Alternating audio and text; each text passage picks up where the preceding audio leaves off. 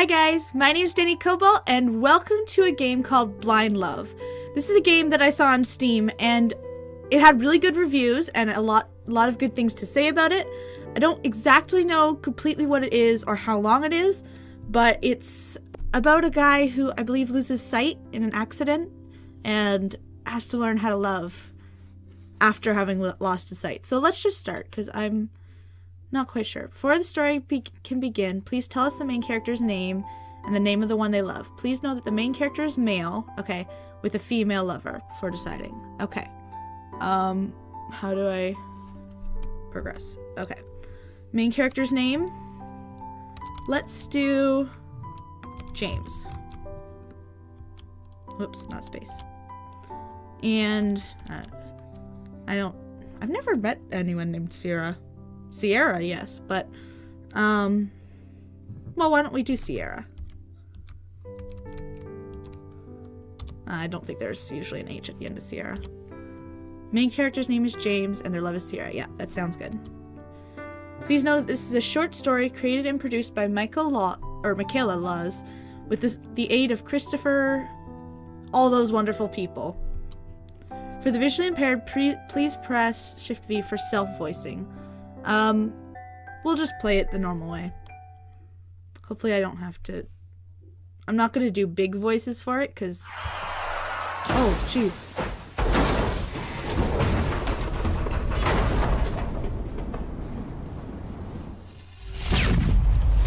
Jeez. Sound effects are good, though. I'm sorry. The chemicals that made contact with his eyes rendered him completely blind. He's blind? I'm afraid so. There's nothing we can do to save his eyes. There's nothing you can do. Nothing. You can't just leave him like this. I'm sorry, but his eyes are too damaged to fix. He is not able to even register hues anymore because of the damage. He won't ever be able to see again.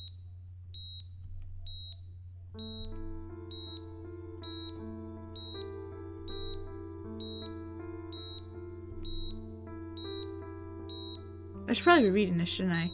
I couldn't see the sun, the stars, the trees, my friends, my family, her, nothing. All because of a drunk driving accident. I wanted to cry. I wanted to scream and curse the world. But what good would that have done for what I had lost? I wasn't able to see the world anymore. I wasn't allowed to. I had to accept it. All I could do is sit in that hospital bed and make friends with the new darkness I was forced to see, and endure that for the rest of my life. I couldn't help but let a wry smile grow on my lips, staring at the darkness in my mind. Not even my imagination would let me remember what the world looked like at that moment. How cruel. I heard a set of heels click their way towards me, growing louder and faster with each step. They were frantic, stopping and gaining speed as they clacked through the room. All at once I was surrounded by a warm pair of arms, with a body crushed against mine. My body wanted to push away whoever was on me out of instinct, but as the scent of perfume I knew and adored reached my nose, I relaxed within the arms wrapped around me. Sierra. Her weeping onto my shoulder broke my heart. I couldn't remember when she came, but when she did, I recalled the choking sob she released at what she saw. I could only imagine it, a bruised, burnt, and damaged man in a hospital bed with wraps over his eyes and injections on every open stretch of skin on his body that wasn't covered by gauze or bandages. It would be a scary sight indeed, especially if the one in the bed was her boyfriend. If it were a prank, it would be one of the cruelest ever imagined. A small sliver of me wished it was a prank. It didn't help that she was a war veteran. She fought hard and was given honors upon her leaving the army, but she never shook off the images of death and destruction engraved in her memory. I I don't think anyone could shake off memories like war. However, to see the one you love damaged and so close to death was probably like watching a fellow soldier fading away in the aftermath of a battle. Her cries let me know that she was both happy I was alive, but heartbroken at the damage I endured and had to forever live with. And I could do nothing but hold her and let her weep. When she stopped, her embrace around me weakened, and I felt her pull away from my body slightly. Her breath let me know that she was in front of me, staring into my wrap-covered eyes. I'm sorry. I didn't mean to cry so much, but this whole thing is unfair.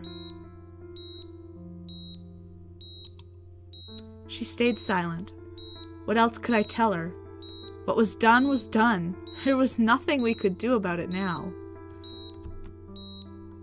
I gently lifted a hand up and tried to guide it to where her face was. As I neared the warmth of her skin emitted, her hand gently lifted my wrist and placed my palm over her cheek, allowing me to land on target. I let a small but sad smile grow on my lips as I ran my thumb over her skin. She felt soft, but her cheek was slightly damp from the tears she had shed. I could barely picture it, but despite not wanting to at all. What happened, happened. We can't just live in the regret of the pain. We can get through this.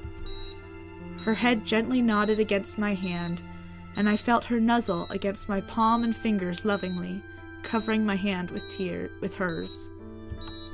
I felt helpless.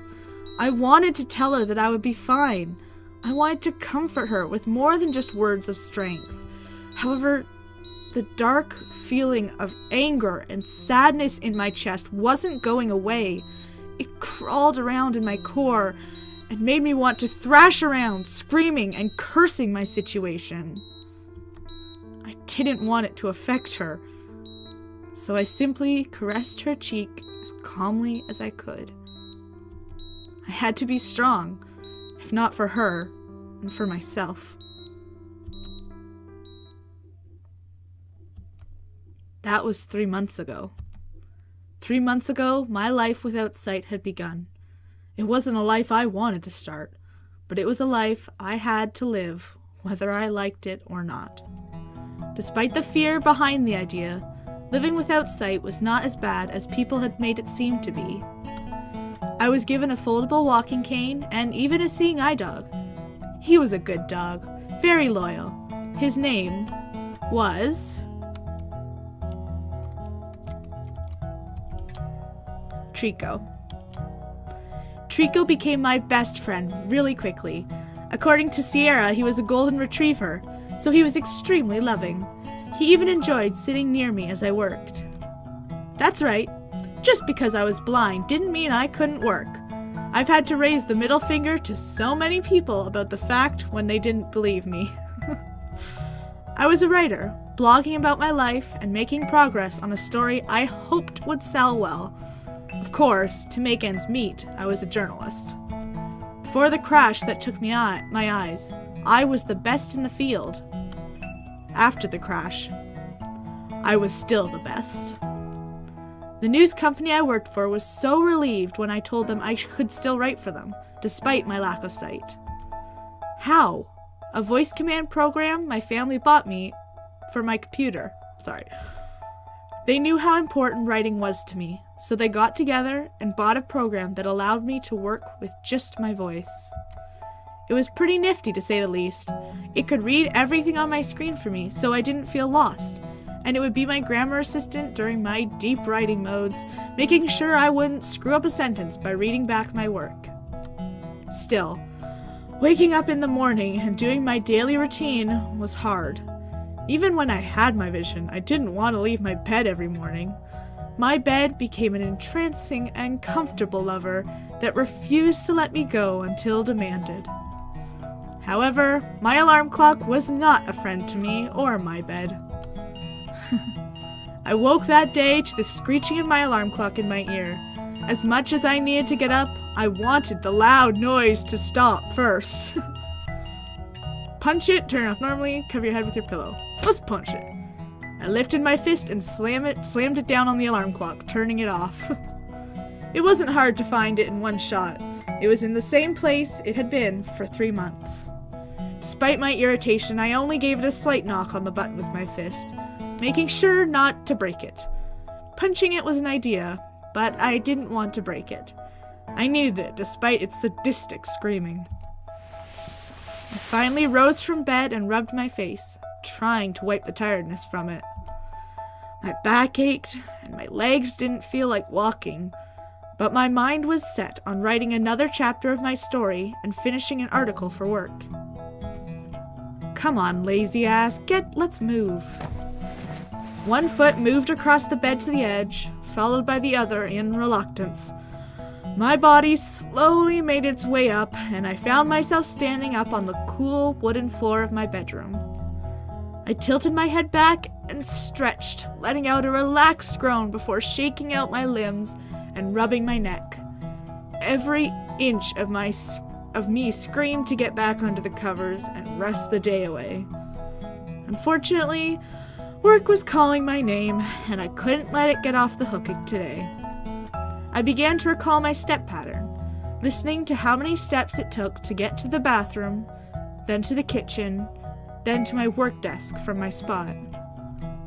It took a while, but eventually I had the entire layout of my apartment memorized by counting steps and feeling the furniture. It was small enough to where it was manageable for me, but it was still a challenge. I lived in a very nice studio apartment fit for rich creative minds. I was paid very well for my writing work, but spent very little personally, so I had good money to spend on living expenses. If I wanted to, I could have gotten a house in a suburb like Sierra. I made enough to where I could have owned a house and probably could have settled comfortably as a suburban recluse.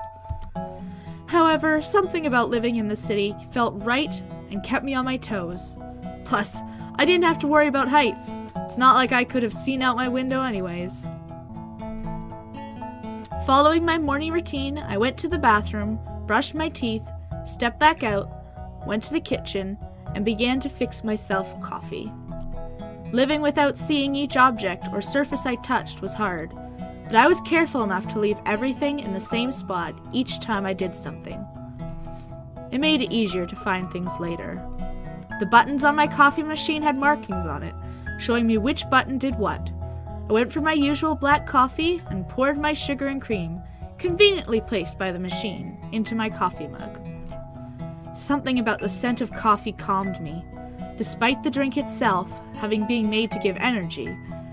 Maybe it was the warm and earthy undertone to it that gave it that extra ability, a trick of the mind. It was fascinating to think of such things. It gave me a new avenue to explore for descriptions and emotions, instead of relying on my eyes to give me all of the visual details, perfect for a writer. As my mug began to fill with the dark liquid of the gods, I began to go through my day.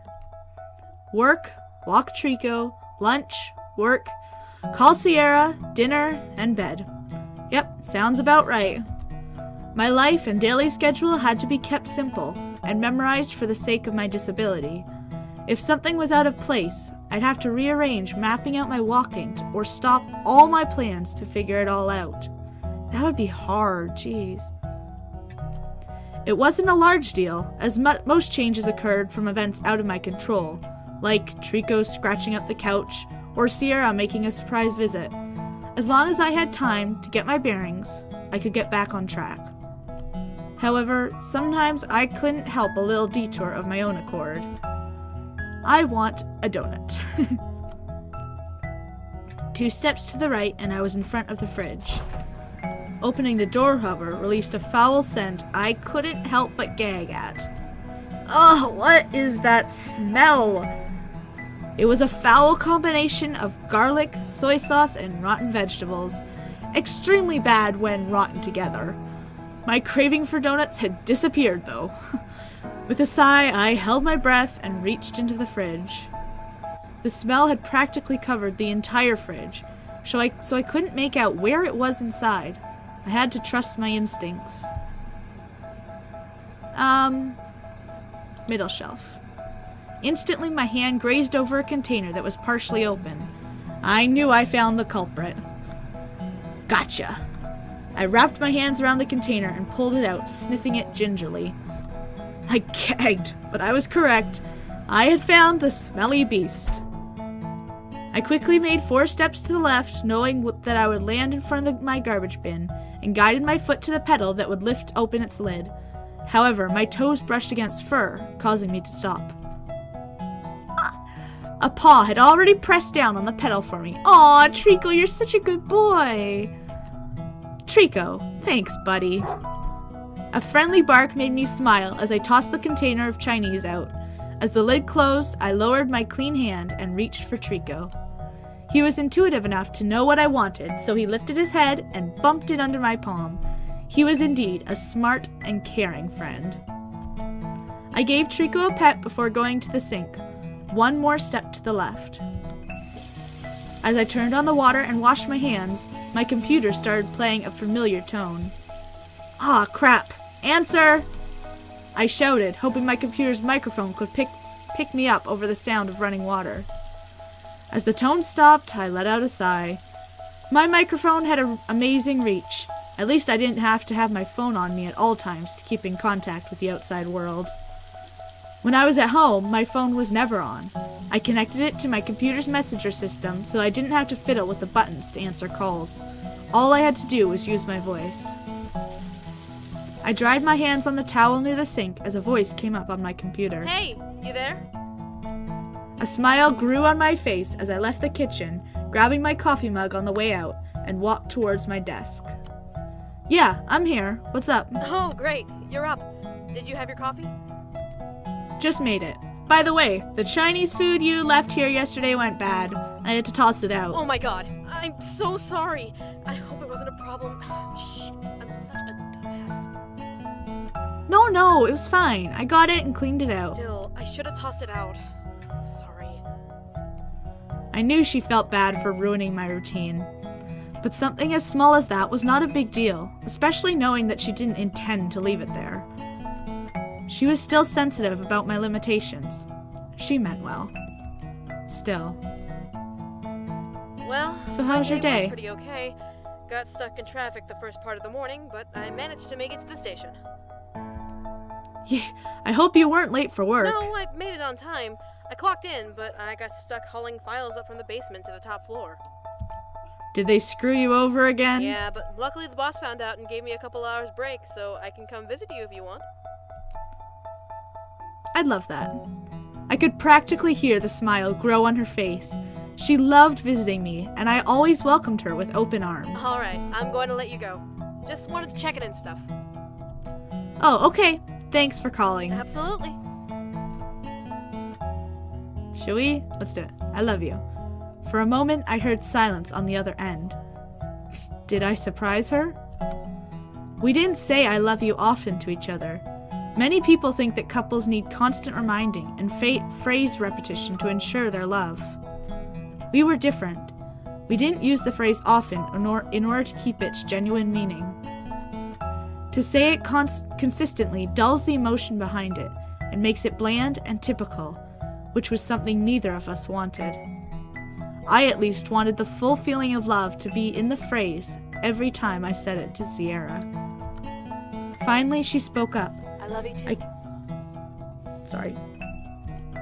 We both said our byes and she hung up, letting me have a chance to breathe out a sigh. It was nice to be able to talk to her and relax a bit before revving myself back up for the workday ahead. A sip of my coffee made me sink further into my chair, despite the caffeine wanting to work its magic on my brain. The taste gently swirled in my mouth, across my tongue. Coffee wasn't for everyone, but it was definitely for me. My mind began to wander onto everything that was going on in my story, and what I had to do to make progress today. Whether it was a chapter or a multiple, I had to start and remind myself where I left off. It was slow, but the story was getting to be a very nice, dramatic event, where the hero would have to choose between staying with his love or trying to live his life. I wasn't sure, however, which road he was going to go on. He had many benefits on both sides, but the story had to end cleanly. I let out a sigh before turning to my desk. As I turned to it, my messenger began to ring again. What the... Answer! I expected it to be Sierra, forgetting to tell me something or the like. This time, however, it was another person, a guy friend of mine named... Sure, Josh. Yo! You there, bud? We had been friends for a couple years, and he was the second person to visit me after the accident after Sierra. He was an editor and had advertised me like crazy to his social medias. I was lucky to have a friend like him. In work, I depended on him with my writing, and he depended on me for my skill. As a friend, we were like brothers. I was even his best man at his wedding to his partner Tyler. It was a perfect friendship.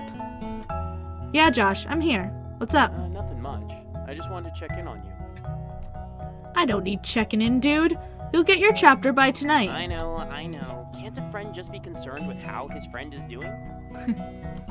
An actual visit would be nice. I haven't heard you play Dungeon Era in forever, and I am desperate to know the ending. I've been a bit busy, man. You understand, right? I promise. The next time I'm free, I'll come over and play Dungeon Era. All right, man. How have you been? Then came the free talking. I didn't chat often, so calls like these were nice. Sure, they scrambled my time a bit, but I didn't want to chain myself into a schedule all the time. Our chat was full of news from each of our lives. Josh was, of course, delicate about talking about things requiring sight with me, which made me shake my head. I would never get used to it, feeling like I was being handled with kid gloves. At the same time, however, I understood why. No one wanted to offend me, and I didn't want to get mad at the wrong thing. It was a safe balance. Still, it was good to talk with Josh. For some reason, I felt good, despite my schedule for the day being thrown off. Maybe I needed this break. My mind had been focused on the past recently. Perhaps this was karma, telling me to relax and just let the day flow. Of course, I had to do some work, but I wasn't exactly backed into a wall by deadlines or anything. Maybe I should let my schedule die for today. Hey, but I got a question for you. There's this writers' gala happening this weekend, and I got invited since I'm an editor. Obviously, Tyler and I are going to go, but I was wondering if you wanted to come too. Gala? Just my luck, a social event. It's not that I didn't like parties. In fact, I loved going out to parties. Sierra usually came with me, and we'd practically steal the show from whoever we were attending for. But that was when I had my sight. The fancy outfits, the colorful food tables, the lights, and everything visual about galas made them worth going to. When you can only see a world filled with one color, galas aren't exactly fun. I don't know, Josh. It's just... I understand. It's alright. He was just trying to be a good friend. I understood perfectly. I'll think about it, okay? I'll bring it up to Sierra and see what she thinks. Sounds good. As I finished my coffee, Josh and I said our byes and ended the call. Getting checked in once in a while was a good reminder that I wasn't alone. That thought made me smile a bit. Alright. Computer, open Word document, Chapter 7. My computer replied with a tone of acknowledgement, letting me know that it had been pulled up and was ready to go. Repeat last paragraph. I listened as the computer's voice system began to read the last paragraph I had written to me. The hero was torn between two situations. On one end, he had to save his kingdom from an incoming enemy army. On the other, the one he loved was in danger and needed him beside her. I sat and pondered both paths. If he saved the kingdom, he'd be able to help save thousands of people, but his love would fade away. If he saved his love, he would never be able to face his comrades again for deserting them, and just be a wanderer for the rest of his life. It was a tough decision, but I was unsure of how to let this story unfold. The words naturally flowed out of my mouth, letting my instinct take control of my story. He stood tall and told his ally, "I will fight beside you versus this enemy." He turned away and told his ally, "I must save her."